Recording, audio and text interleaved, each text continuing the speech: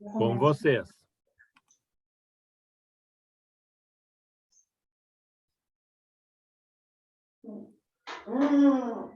Já estou gravando. Ok. Boa noite, pessoal. A gente está reunido novamente, como todo um mês, né? A gente se reúne para estudar um capítulo do livro Mereça Ser Feliz. E para nossa alegria, para nossa felicidade, digamos assim, hoje a gente vai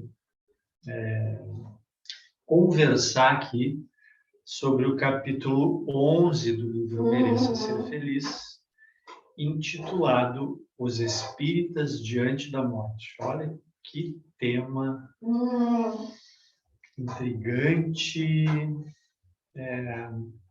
convidativo, interessante. Os Espíritas Diante da Morte. E preocupante também, né, Ana? Nós vamos ver isso ao longo do nosso estudo, né? Então, gente, é um prazer estar com vocês novamente. É um prazer estar com as colegas aqui. Boa noite a todos. E Boa noite. Boa noite. É uma alegria estarmos juntos novamente. então, gente, vamos começar. Vamos ao que interessa, né? Que os bons espíritos, obviamente, sempre, né, como sempre, estejam com a gente, nos inspirem a todos nós, e que a gente possa tirar dessa lição o máximo assim de essencial e de profundidade que esse tema tem. Ele tem muita profundidade. Não é à toa, né? O título já mesmo fala por si mesmo, digamos assim. Nós, espíritas, diante da morte. Parece algo trivial para espíritas, mas nós vamos ver que não é tão ordinário assim, não é tão trivial assim. Vamos começar lendo a epígrafe que inicia o capítulo, né? Que é a questão 165 do Livro dos Espíritos,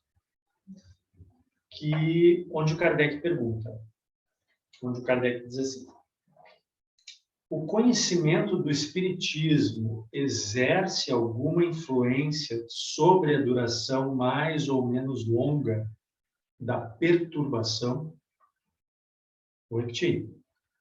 O conhecimento do Espiritismo, ele exerce alguma influência sobre a duração mais ou menos longa da perturbação?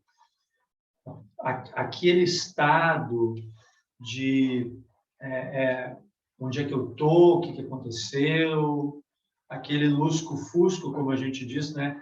Que o Kardec compara mais ou menos quando a gente está meio que acordando de um sono pesado, né? E está assim naquela, estou acordado, estou dormindo ainda, que costuma acontecer normalmente quando a gente desencarna.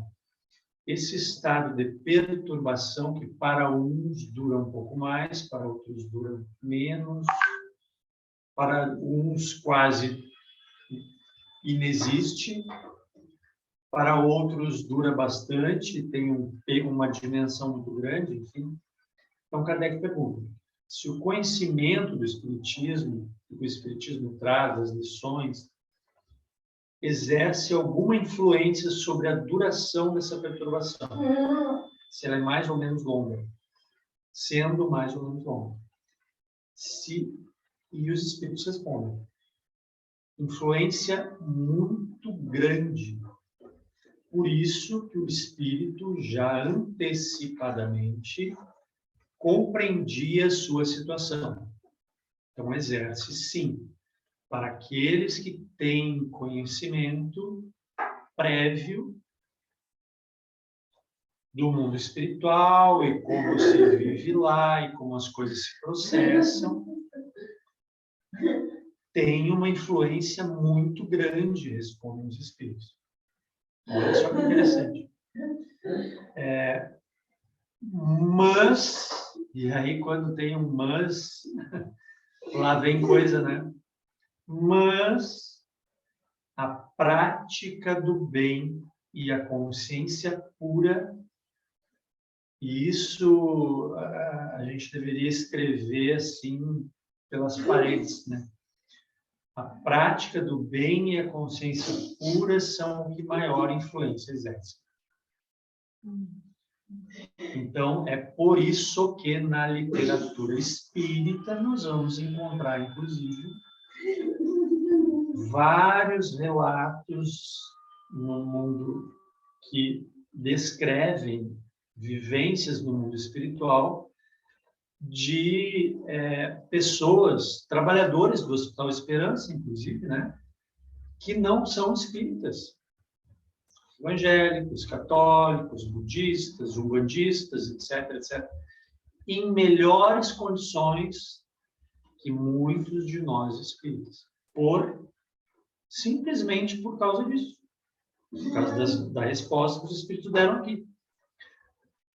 O conhecimento o conhecimento do mundo espiritual, de como as coisas se processam, de como se processa a desencarnação, é importante, sim. Como a gente saber, por exemplo, conhecer a cultura e como funcionam as coisas de um país para o qual a gente vai viajar. Né? Tem algumas coisas interessantes, inclusive, por exemplo, algumas curiosidades, tipo, coisas que a gente faz aqui no Brasil, botar a mão na cintura, assim. Lá no México, me parece, se tu botar a mão na cintura para alguém, tu está chamando para briga, né? Na China, tinha alguma coisa tipo, se tu não arrotar depois de comer, é sinal de falta de educação. Ó. Eles ficam olhando para ti e falando tudo. Não gostou da comida? Enquanto tu não dá aquele arrotinho. Enfim, culturas diferentes.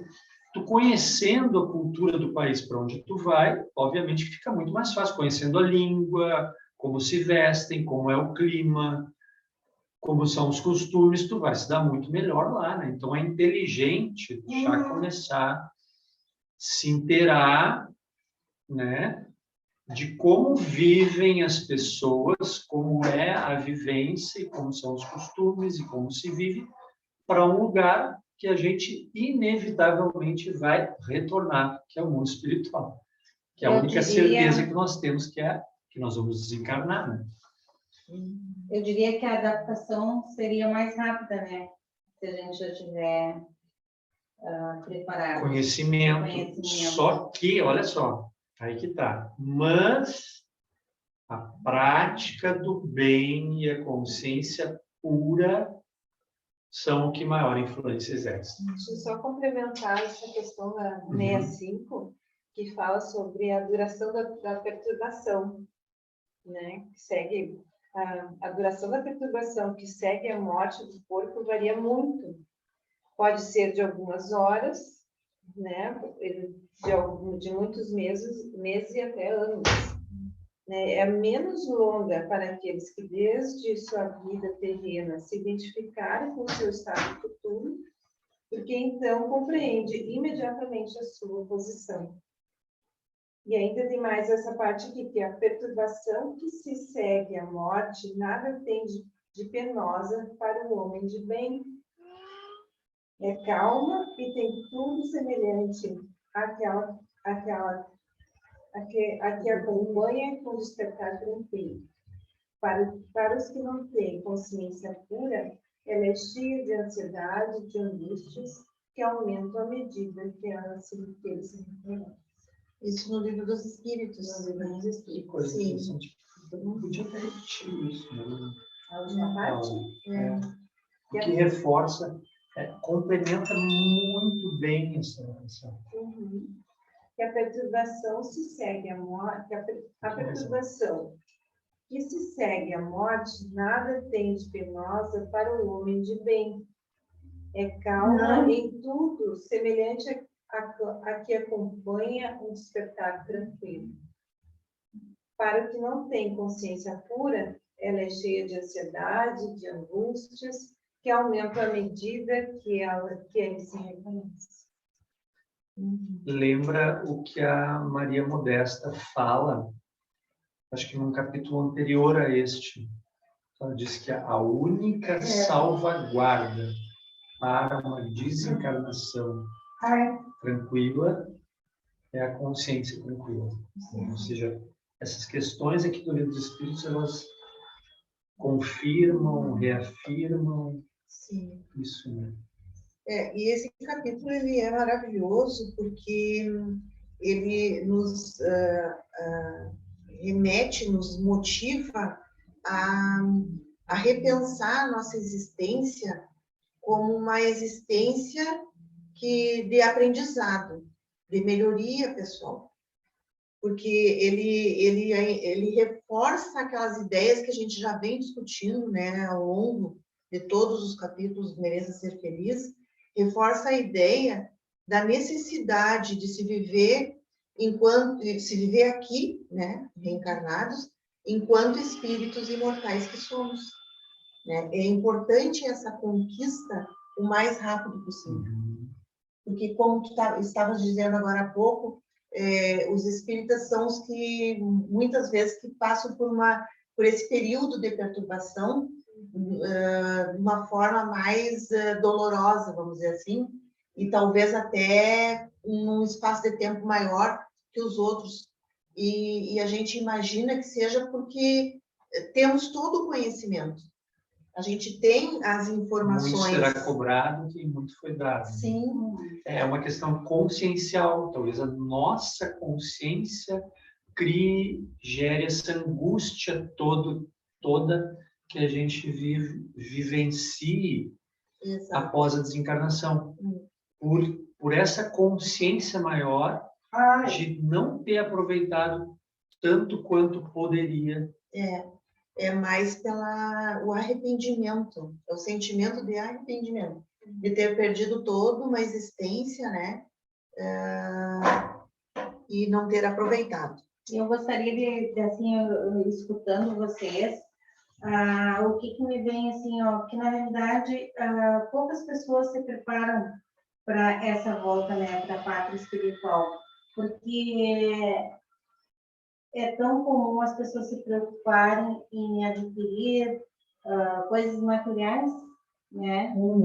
E se esquece que, na realidade, a gente não vai levar nada disso, ou vão deixar para os herdeiros, né? Como se isso aí fosse a prioridade, né? E, na realidade, a nossa prioridade é essa lapidação interior, essa melhoria contínua, que vai fazendo com que a gente faça essa travessia com mais leveza, com naturalidade, porque não tem como, é a coisa mais natural da gente chegar, depois que a gente chega, é a partida, né? E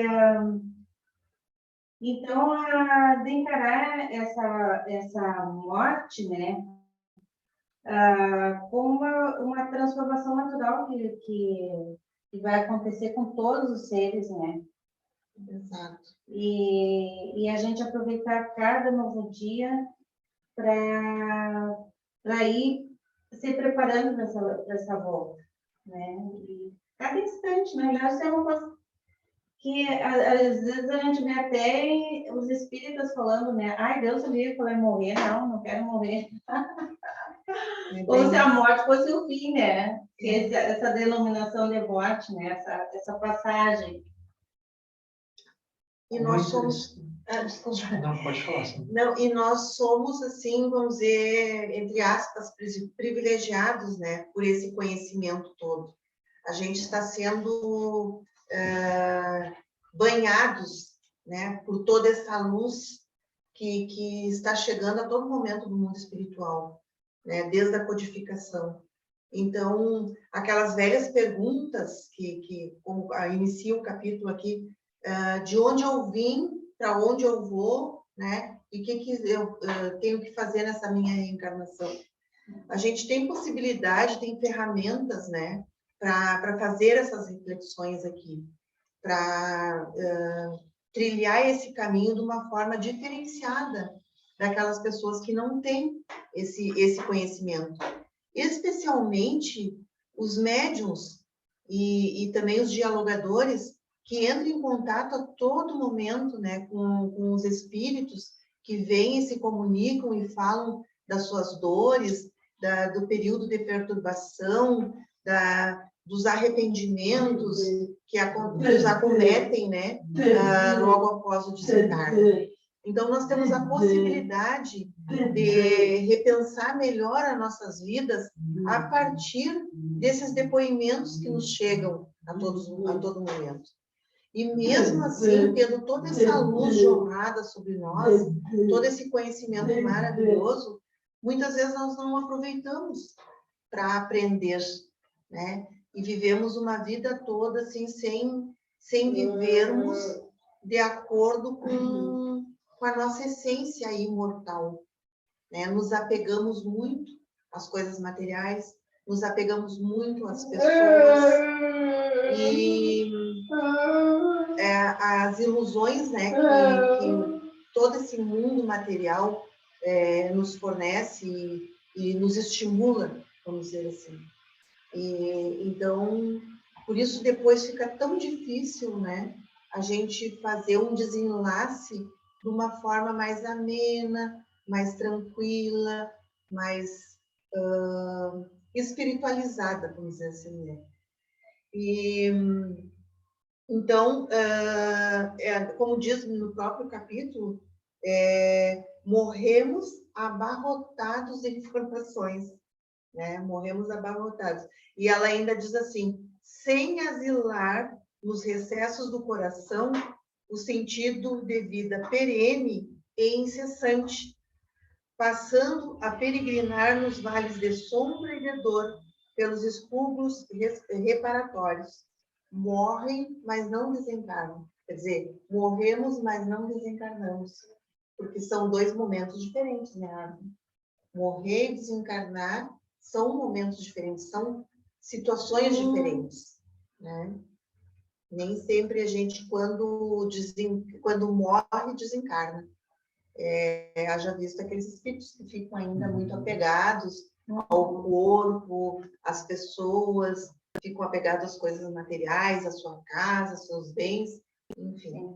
Se nós fôssemos descrever aqui, por exemplo, algumas experiências com a mediunidade muito interessantes, por exemplo. Teve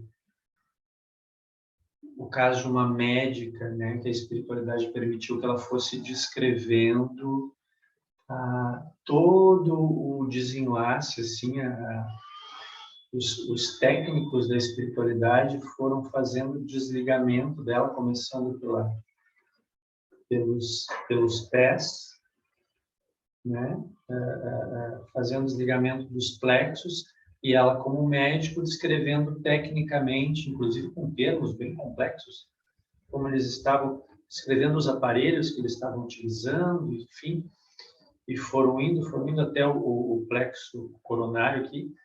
E aí, quando chegou aqui, ela disse, bom, agora eu vou ter que adormecer, porque, ou seja, aqui no cardíaco, né? Porque quando eles foram para o coronário, ela não ia poder ficar consciente. Interessantíssimo, assim, ou seja, confirma isso, né? Ou seja, ela morreu. Morreu, mas ainda não tinha se desligado, desencarnado, ainda estava vinculada à carne, entre aspas, né? Imagina se retrata isso, né? No momento da concepção, no momento que está sendo formado aquele ser, existe essa atração fluídica, né? Onde molécula por molécula vai sendo formado para até formar o perispírito. E no momento da morte, não é o espírito que sai do corpo, mas o corpo que vai se desligando molécula por molécula desse perispírito. Isso é interessante também, né? E assim, eu escutando vocês, né, e refletindo quantas coisas estão envolvidas, né, nessa nossa evolução, né, inclusive para fazer esse retorno, né, me veio a alimentação, né, a alimentação tanto de ingerir alimentos, como de pensamentos também, pensamentos tóxicos, porque isso tudo vai ficando impregnado no nosso perispírito, né?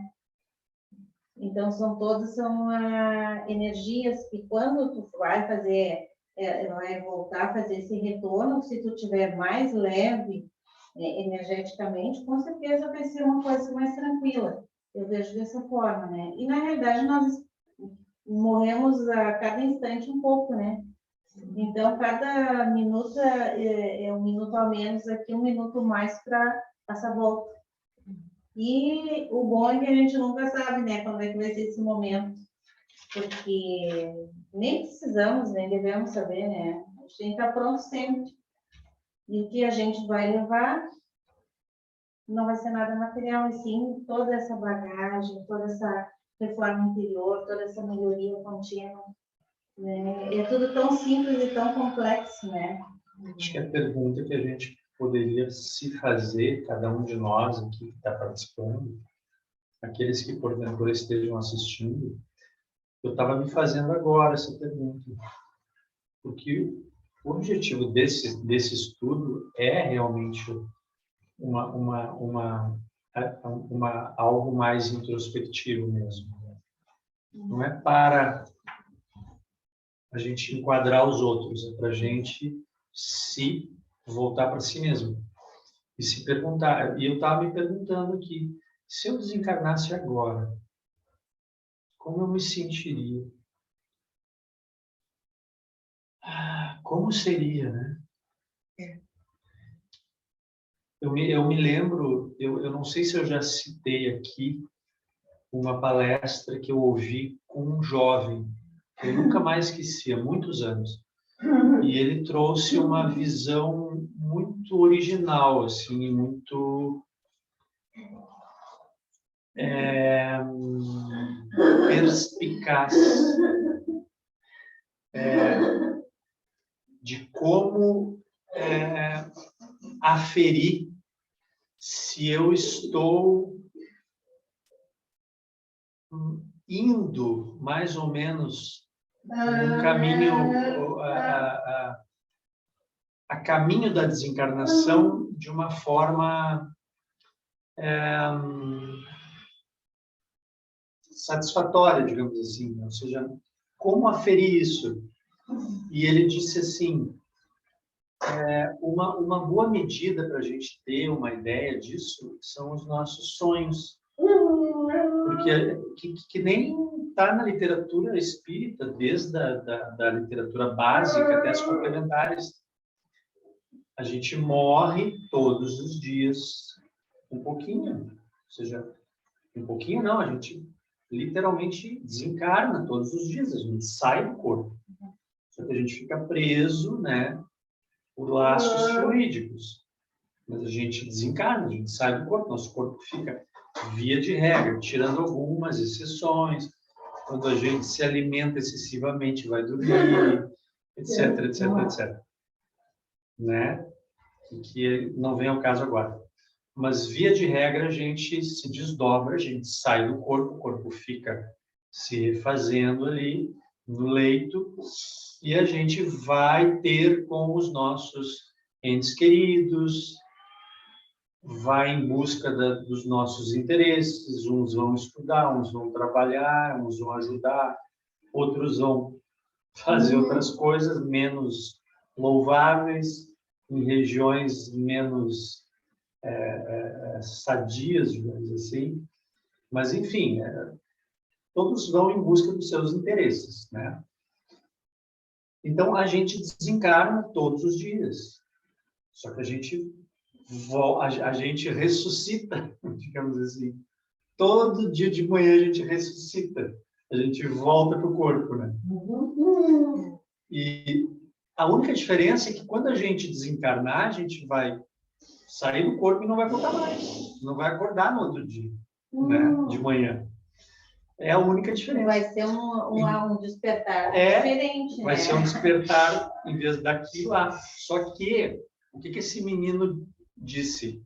Uma boa medida, um bom termômetro é avalie como estão sendo as suas experiências diárias fora do corpo durante a noite, pelos sonhos, pelos desdobramentos conscientes, etc, etc, etc.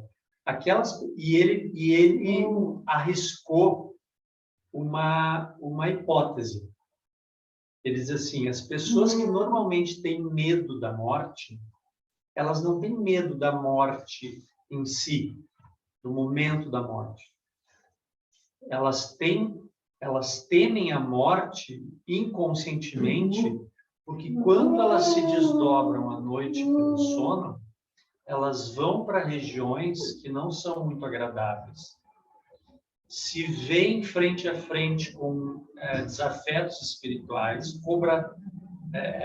que lhes cobram determinadas dívidas, elas não têm experiências agradáveis durante esses momentos noturnos. Então, elas temem naturalmente o desencarne definitivo, porque elas pressentem que quando deixarem o corpo físico definitivamente vão ir para esses lugares que não são agradáveis, para os quais elas já vão todas as noites. No entanto, aqueles que se preparam para o sono, que buscam uma qualidade de vida bacana, como diz aqui, para aqueles que praticam o bem e têm uma consciência pura, ou buscam isso diariamente, e se esforçam para isso, e têm, durante a noite, um desdobramento e vão ter com os seus mentores, ou vão ajudar em alguma atividade, ou vão estudar, vão trabalhar, vão para alguma colônia, algum posto de socorro, vão fazer alguma coisa interessante, têm experiências agradáveis durante o desdobramento pelo sono, pressentem, quando em estado de vigília, inconscientemente, que quando desencarnarem, quando deixarem o corpo definitivamente, vão ir para um lugar agradável. Essas tendem a não temer a morte. É uma hipótese que esse menino trouxe que eu achei muito interessante. Interessante, né? E tudo isso exige de todos nós que criemos, né, uma cultura espírita, uma formação de uma cultura para morrer adequadamente, que nem diz a autora aqui, né? Morrer adequadamente é se sentir tranquilo nessa hora, né? Que o desenlace seja de uma forma amena, calma, desembaraçada, sem esses medos, né? Então, por isso que é preciso não só se preparar para a vida, mas também se preparar para o desencarne. E aí, eu acho que a partir de agora a gente fala em desencarne, porque a morte mesmo é um termo que não é muito adequado para tudo aquilo que a gente já sabe, né? Então, isso tudo exige, assim, que criemos durante a vida um projeto de vida enquanto espíritos imortais que somos. Porque, como eu estava comentando anteriormente com a Laura, nós pensamos que está tudo resolvido quando a gente frequenta uma casa espírita 2, 3, 4, 5 vezes por semana, por exemplo, né? E que nós vamos lá e cumprimos um protocolo, a gente faz uma oração, a gente participa do estudo, a gente participa de uma mediúnica, ou trabalho de passe, enfim. E eu digo isso de protocolo por quê? Porque nós vamos lá e cumprimos uma determinação, um trabalho, e saímos de lá e a nossa vida não muda, né? Nós não mudamos a nossa perspectiva de mundo, nós não mudamos as nossas relações com os outros, nós não mudamos os nossos pensamentos, nós não admitimos as emoções em nós, né? E ao admitir as emoções, todas as emoções que temos, a partir dessa admissão nós precisamos ressignificar elas, porque nós estamos aqui nesse planeta justamente para isso, para ressignificar as nossas dores, os nossos equívocos, né? As nossas dificuldades. Então, a gente não empreende na nossa vida um projeto com esse objetivo, um objetivo desse aprendizado maior. Porque nós estamos aqui de passagem e nós não estamos fazendo um piquenique, né? A gente se envolve muito com esses estímulos materiais que são bombardeados a todo momento e esquecemos desse lado espiritual, nós esquecemos das nossas metas, dos nossos objetivos. E aí, no momento do desencarne, vem o arrependimento, vem as dores, vem essa perturbação. A Maria Modesta, esse grupo todo fala muito na dor do remorso. Remorso. Que é muito angustiante para o espírito no pós-mortem, que é causado exatamente por esse arrependimento de não ter feito muita coisa, de deixar de ter feito outras, enfim, coisas que estavam ao alcance. Nada assim grandioso, que feitos heróicos, enfim, idílicos, mas é algo que estava realmente ao nosso alcance, Sim. mas que a gente... Porque essa movimentação externa, ela é necessária, que eu digo movimentação externa, fazer o bem para o outro, a caridade, enfim, né? Essa movimentação no mundo, ela é necessária enquanto que ela nos fornece subsídios para uma movimentação interna, que é a mais importante, né? Porque eu posso, assim, ó... Superiores, né? Como ela fala. Exatamente.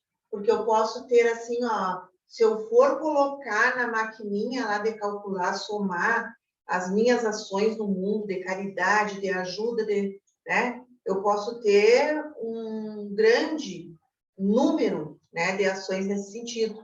Mas essas ações não afetaram o meu interior, né, Laura? Essa mudança interior. Então, ela fica só no plano externo, só nessa movimentação externa. E daí também, claro que ela é válida também, mas ela não vai ajudar muito depois, né? Não vai ajudar. Já não ajuda atualmente, assim, porque eu não gosto muito também de ficar falando, vou fazer o que tem que fazer aqui para ser feliz depois. Eu não gosto muito disso. Eu gosto, assim, de dizer que a gente pode ser feliz já, aqui e agora, né? Então, não é assim, eu vou fazer tudo que eu tenho que fazer para ser feliz lá adiante.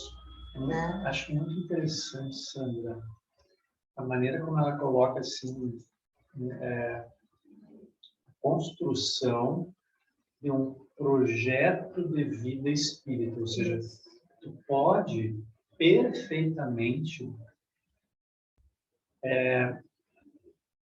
construir, elaborar um estilo de vida para ti, né, para mim, que inclua e no qual se encaixe perfeitamente um estilo de vida que contemple, além de tudo que eu devo contemplar por estar no corpo físico e por estar lidando com coisas materiais, também o aspecto espiritual, porque uma coisa ela não prescinde da outra. Ou seja, eu posso viver perfeitamente em sociedade, tranquilamente, de forma normal, consciente, lúcida,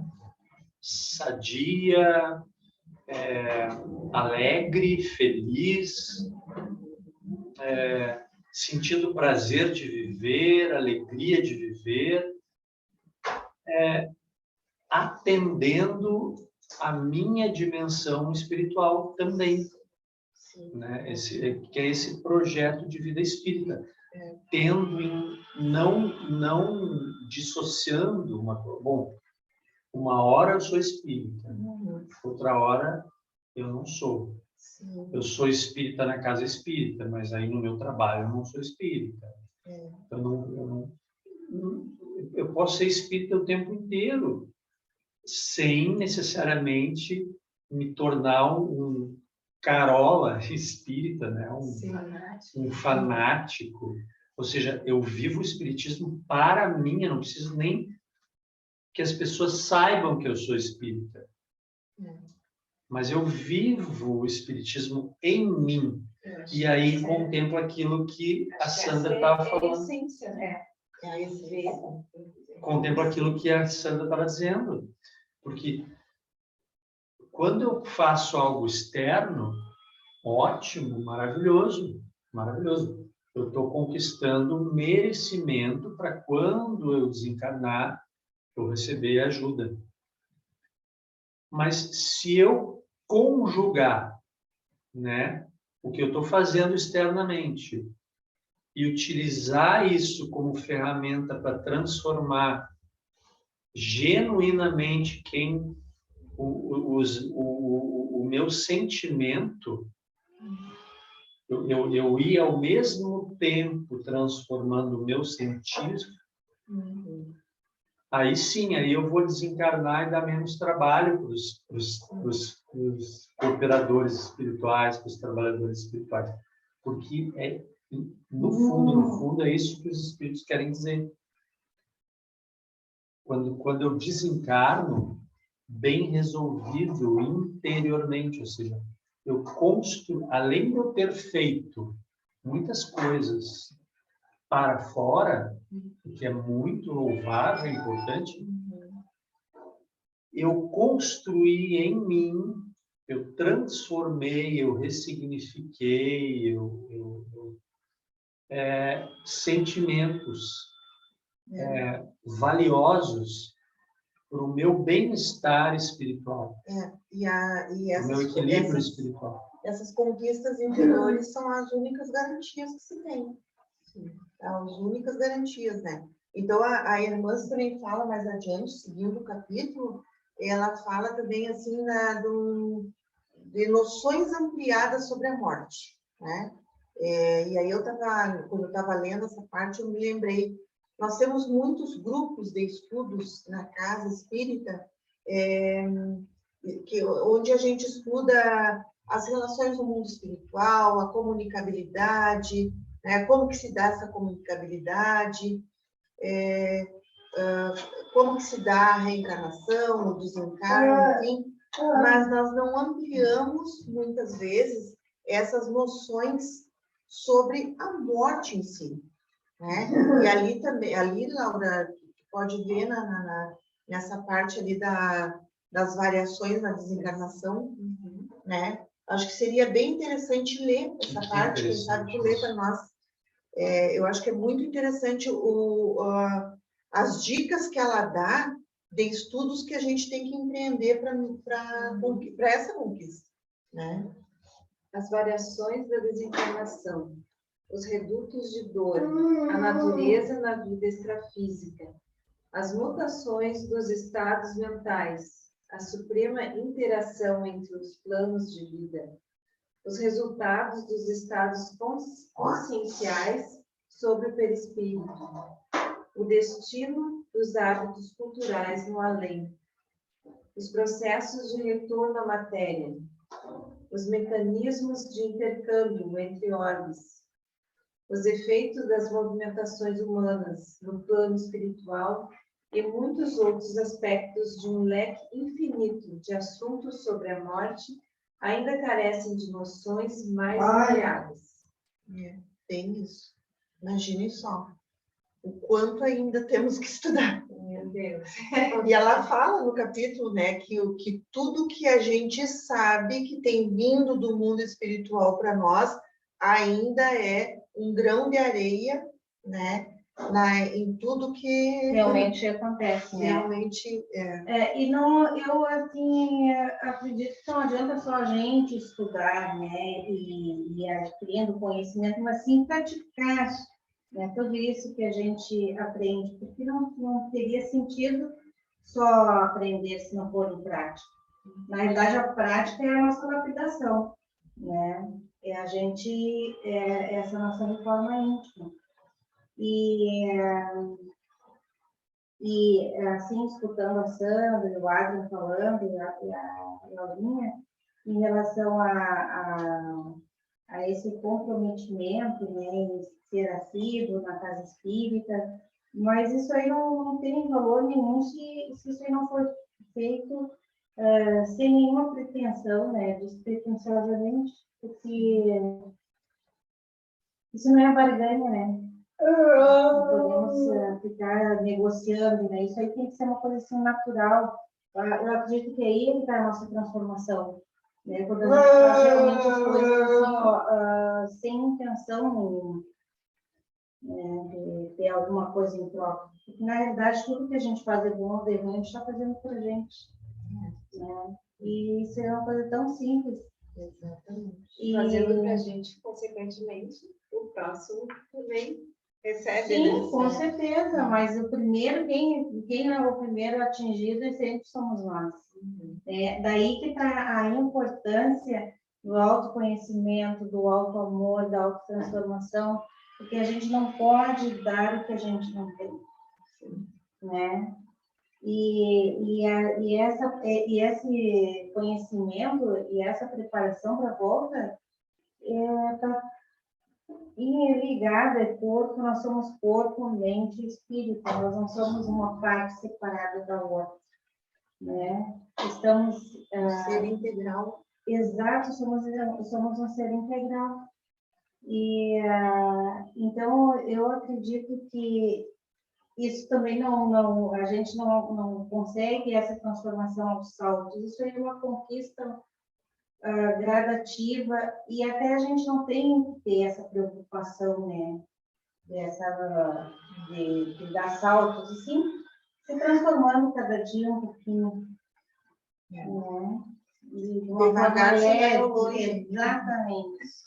E sem se preocupar também com essa passagem, que seria uma coisa tão natural, se a gente está fazendo o nosso melhor a cada novo dia, para nós e para o próximo, sem usar máscara, sendo verdadeiro, tanto dentro do lar como fora dele, independente do lugar que a gente esteja, né, sendo autêntico e verdadeiro, percebendo as nossas falhas, onde a gente tem que acertar, né? Se não consegue hoje, amanhã ou no próximo instante, cada instante a gente está tendo novas oportunidades, né? E que a gente possa, né, aproveitar isso da melhor forma. Eu estava me lembrando agora, baseado aqui ó, num trechinho, já que o livro ele fala por si mesmo, né? O livro ele trata das inúmeras facetas do orgulho, né? O orgulho ele arma assim arapucas para a gente.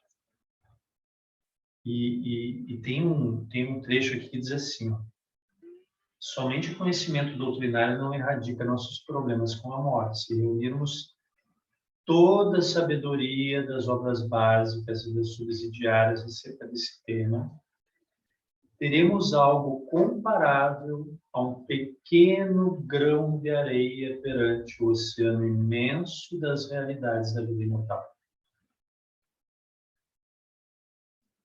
Se reunirmos toda a sabedoria das obras básicas e das subsidiárias acerca desse tema, teremos algo comparável a um pequeno grão de areia perante o oceano imenso das realidades da vida imortal. No entanto, muitos espiritistas estão com inabalável convicção de uma ancoragem infeliz na vida dos imortais, tão somente por votarem-se superficialmente em louvores e obras de caridade, descuidando infantilmente de zelar pelas conquistas interiores, que é o que vocês estavam falando, que são a única garantia de paz além de tudo. E aí eu me lembrei de uma abordagem que eu estava ouvindo de um neurocientista esses dias, que eu gosto muito de ouvi-lo, porque ele traz pesquisas científicas, assim, ele trouxe umas 20 e poucas pesquisas e minuciou elas, assim, todas, né? E o tema era um tema meio forte, assim, acho que para chamar atenção mesmo, né? O título da abordagem dele era A Arrogância dos Idiotas. E ele provou isso através de pesquisas científicas, em corporações, entrevistando, né, professores universitários, estudantes de cursos de direito, de medicina, de psicologia, etc. E o interessante é que ele trazia os percentuais, né? 95% dos entrevistados se achavam acima da média em relação aos seus compares. Ou seja, isso estatisticamente é incompatível, né? Ou seja, na verdade, se 5% apenas se considerasse acima da média, tudo bem. 90% é 95%. Aí 95% se consideravam acima da média. Ou seja, aquela coisa de que como a gente se ilude facilmente em relação a gente mesmo. E com nós espíritas não é diferente. A gente não está imune à ilusão de achar que pelo fato da gente conhecer um pouquinho, eu já assisti Nosso Lar, eu já li as obras básicas, eu já li toda a revista espírita, eu já li todos os livros do André Luiz, então eu tenho conhecimento do mundo espiritual, assim, eu vou chegar lá e vou ser recebido como um mestre, com honras. É que nem a autora diz aqui, a conduta invigilante da autossuficiência, né? Então, nós somos, nesse sentido, arrogantes. E esse neurocientista, ele prova que as pessoas realmente, aqueles realmente, que não são idiotas, né? Porque não são arrogantes, eles têm aquela coisa que os filósofos tinham, que o Sócrates tinha, né? Platão, só sei que nada sei, né? Ou seja, eu sei muito pouco do mundo espiritual. Eu não sei nada do mundo espiritual. Os espíritos, eles não liberaram assim 0,000000001% do que realmente é o mundo espiritual. A gente sabe muito pouco. A gente sabe o ABC do mundo espiritual, por enquanto. Depois, mais adiante, para a gente ir avançando no capítulo, por causa da nossa hora, né? Na verdade, o que a autora ainda comenta mais, assim, é sobre a importância da consciência tranquila e o bem para a nossa paz interior. E aí, quando eu estava também lendo essa parte do capítulo, eu lembrei, né? Uma pessoa que estava com uma doença muito grave e sabia mais ou menos que desencarnaria por aqueles dias ali, olhou para mim e disse assim, é só um corpo, né, Sandra? Ela disse. E eu vi assim a profundidade daquilo que ela disse, né? Então, quer dizer, ela estava dizendo que o corpo, ele é importante, sim, enquanto a estada aqui para se melhorar, para aprender. Agora, naquele momento em que ela precisava deixar o corpo, ela se despojou, ela renunciou àquele corpo, né? Ela se desapegou, né? E eu achei assim uma grandiosidade daquele espírito fenomenal, né? que são coisas que a gente ainda não conquistou, que a gente está a caminho, é claro, mas que pelo menos eu ainda não conquistei.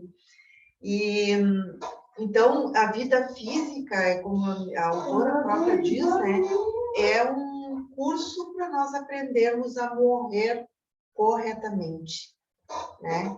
Quando chegar nesse momento, a gente ter aquela paz interior, no sentido de nos desapegar, entendendo que esse corpo é essa ferramenta para que a gente pudesse aqui se movimentar nesse meio material e empreender as conquistas espirituais por meio dessa movimentação, né? Então, ela sugere, mais no final do capítulo, que a gente estude com mais afinco a vida futura, buscando a integração com o eu divino e nossa intimidade.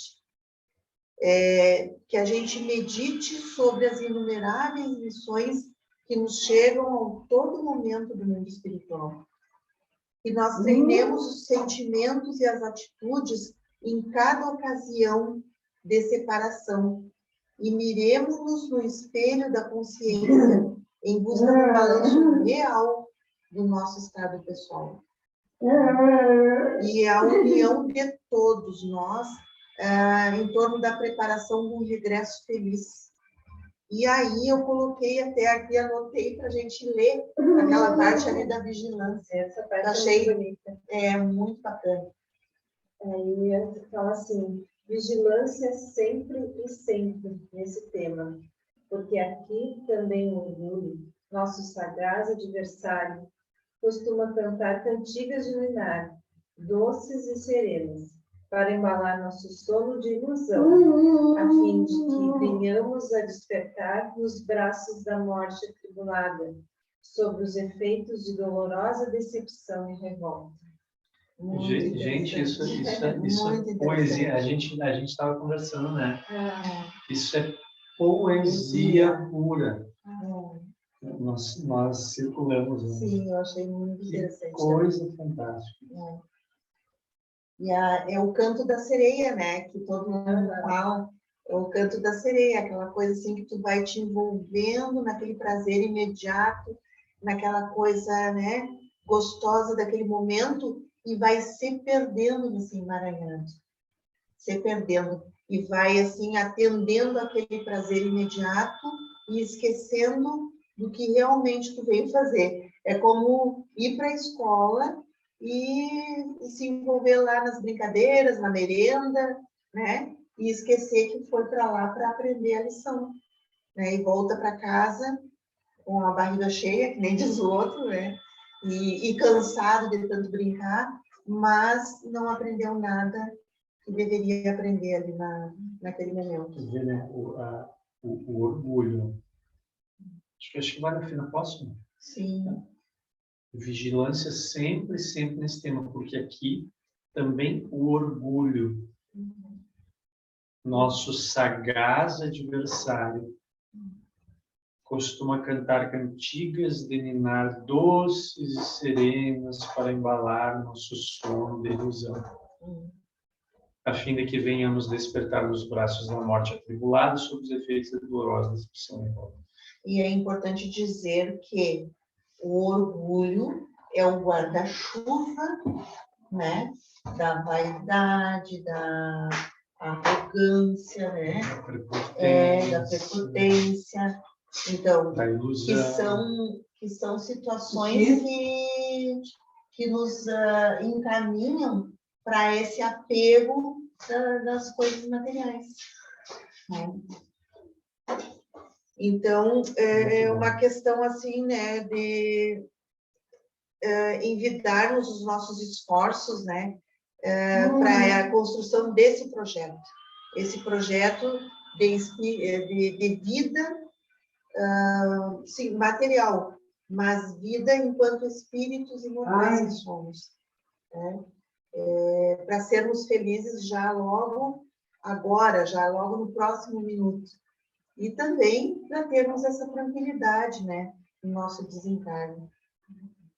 Essa consciência de que a vida ela vai continuar mais ou menos nos mesmos termos que nós estamos conduzindo-a Sim. neste momento, né? Uhum. Uma questão ali do livro dos Espíritos, a 961, que ele diz assim: no momento da morte, qual é o sentimento que domina a maioria dos homens? A dúvida, o medo, a esperança? Aí os Espíritos respondem, né? A dúvida para os céticos endurecidos, o medo para os culpados e a esperança para os homens de bem. Bem isso, fechou com chaves de ouro. Então é isso. Nós queremos, então, agradecer a atenção de todos, né? Desejar uma boa noite e que nós possamos realmente colocar em prática na nossa vida diária essas questões que a gente estuda a todo momento e que nós possamos fazer dessas informações as ferramentas necessárias para o nosso engrandecimento pessoal. E, então, encerramos o nosso estudo desta A noite. gente agradece a participação de todos. Muito obrigada pela oportunidade de estarmos aqui novamente, né, Carla? Sim, sim. E que de alguma forma a gente possa contribuir, né, para uma reflexão sobre esse tema tão importante, tão certo e verdadeiro, né, natural, que é essa passagem. Porque na realidade somos espíritos eternos e a gente não pode se esquecer disso, né? Muito obrigada. Obrigada a todos. Obrigado, pessoal. Um abraço, um beijo no coração de todos.